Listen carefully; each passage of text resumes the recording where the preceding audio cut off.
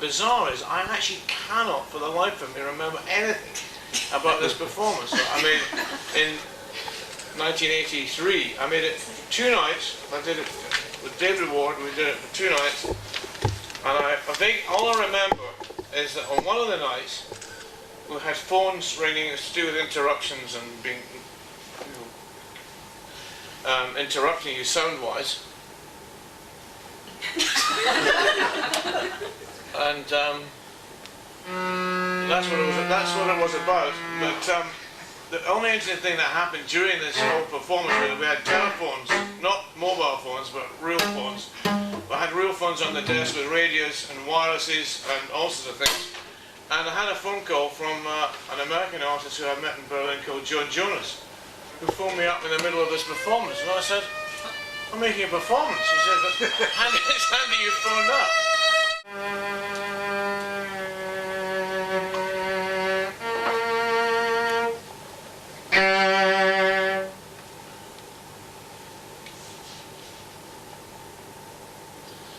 So,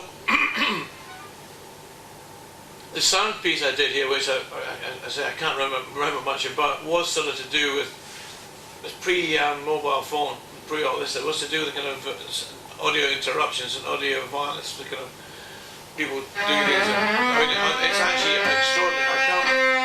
I can't find a silent coach in the train, but everyone's on the phone, everyone's doing stuff. It's just constantly odd. So I don't know quite what to do about that.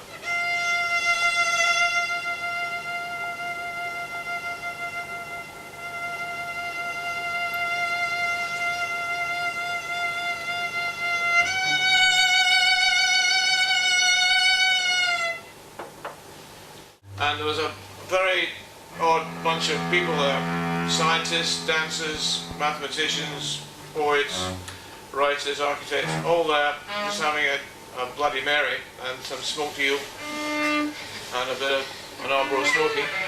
And this has been going on, this activity, for some time, very casual, very relaxed. It was a long time ago, and 1983, and I think that at that period I was kind of coming to the end of actually doing live work for that moment. I'd been working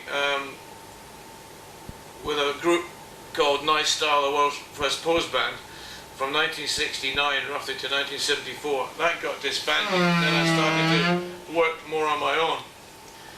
I just like the notion of a kind of intervention, and I kind of quite like the notion of the thing not being consumable or buyable. I'm still quite interested in that, actually. I'm not really interested in the art market. You have to devise things like a war room to push the sugar and the milk across. You get another kind of... What interests me about the live thing is it has allowed me to get involved with architecture and all sorts of things. The pose band was a non-verbal band, a silent band, where we simply posed and did some stuff. And the pose band, which seemed like a kind of slightly stupid or irrelevant or nonsensical activity, became quite an influence on a lot of young architects. One of them was Bernard Chumé, who built La Villette in Paris. Another one was Chipperfield, also, and other architects. Saw all this stuff and found the fact that we were thinking about how different things modified our behaviour and how different spaces, of course, modified our behaviour. So that got me interested in these architectural projects which I've been working on latterly. And all this has sort of come out of actually making live work.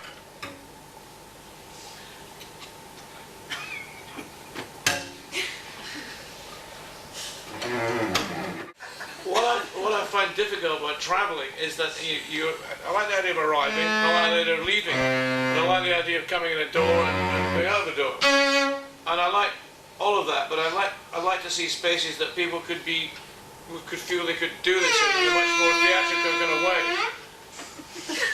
Sort of like that, you know. Yeah, that's better.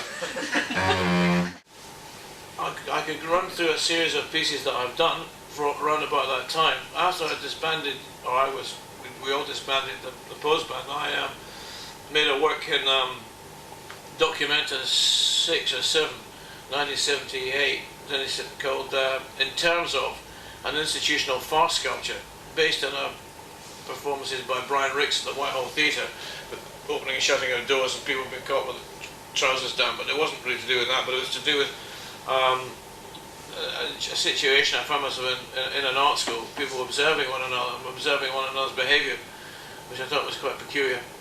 People doing a lot of this, checking their watches and so on. So I made a 50-foot corridor piece with 10 doors, 5 down one side, 5 down the other, with 3 performers, Duncan Smith and Bill Furlong from Audio Arts. We worked on that, and I think that's probably the most successful live work I've done. It came in a very smart woman with a Joe Sanders suit and Prada handbag and a carefully cut hair and a clipboard, and a man with a bit over-designed spectacles and a slightly odd moustache. So actually, I think what I suppose I'm trying to say in a sort of roundabout way is that if I make a painting, if I make a jug, if I make a print, if I make a whatever it is, that's a kind of just something to pass the time when I think about doing something before I go to the pub, to have a conversation with somebody, and you know, hopefully have a bit of a laugh. I think laughing is quite important. Well, what's the point? That's the other thing. Oh, see, I've got an idea. Shh, don't tell anybody. I mean, it's like, if you see something good, rip it off, steal it. I mean, you know, why not use it? Why would I mean, people say, well, you just made a work looks a bit like a Robert Muller. I said, yeah, I like Robert Muller. I mean, I'm trying to make a better one. Is that bad? Is that bad? Yes. I'm stopping now. 40 minutes. The behavioural psychologist said you